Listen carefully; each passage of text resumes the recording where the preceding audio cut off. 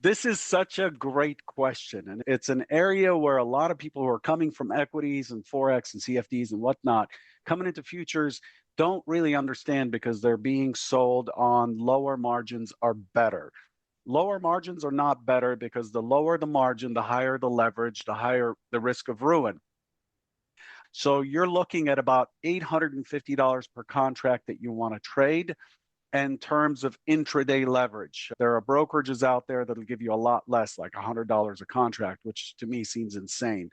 But what you want is if you want to trade, if you tell me I just want to trade the NASDAQ one lot, I would say probably $1,500 to $3,400 is all you need. One lot, that's it.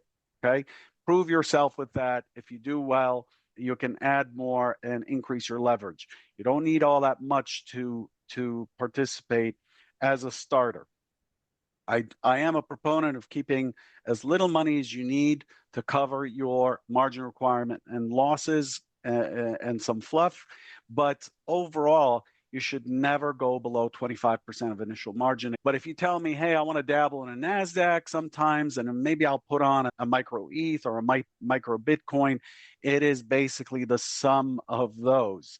You don't want to be in a position where you're being called by one of our brokers or you're being liquidated. It's not a good feeling and it makes you feel like you really went above and beyond. But we're very careful about risk.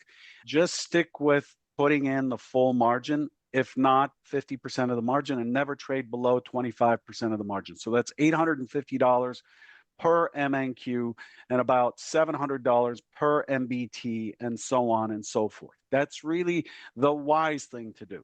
What most people do is they try to get as much, they try to put in as little as possible and trade as big as possible and then just blow out. It's very easy for things to get out of control when you're applying leverage.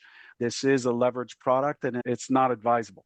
We prefer to have our traders come in, deposit a reasonable amount and trade with a reasonable pace with daily loss limits that we can set for you to lock your account down to keep you from going on tilt and so on. And those are areas that we're experts in terms of how people behave when things go wrong. So that's my recommendation is try to deposit the full margin if you can. You're not going to trade the full margin, but don't lever up more than 25% of the full margin.